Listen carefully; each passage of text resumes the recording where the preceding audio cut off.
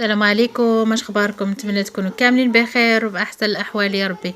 مرحبا بكم في قناتي وقناتكم اخبار المشاهير مع كريمه. الحزن على الام او فقدان الام هو القاسم المشترك بين كنزة الغماري وبين عبد الفتاح جوادي الكوميد اللي كتعرفوه جميعا.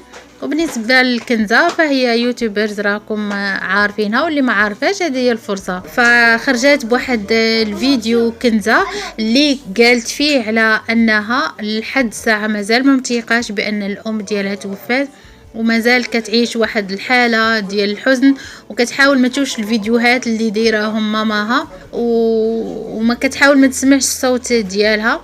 ولكن سمعات واحد الفيديو اللي طيح عليها الضيب وخلاها كتبكي بحرقه وتفكرات القديم وجديد. الله يصبرها على فراق الام ديالها، والله يصبر اي واحد فقد الام ديالو، والله يخلي اي واحد الام ديالو.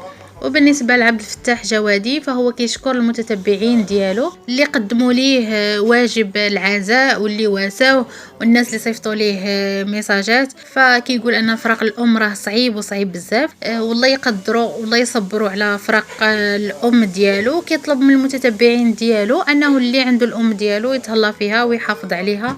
وفعلا هذه رسالة للجميع اللي عنده الأم ديالو يتهلا فيها، لأن الحياة راها ما دايماش، ونهار تمشي راه كيمشي معها كل شيء. وإنا لله وإنا إليه راجعون، والله يصبرهم.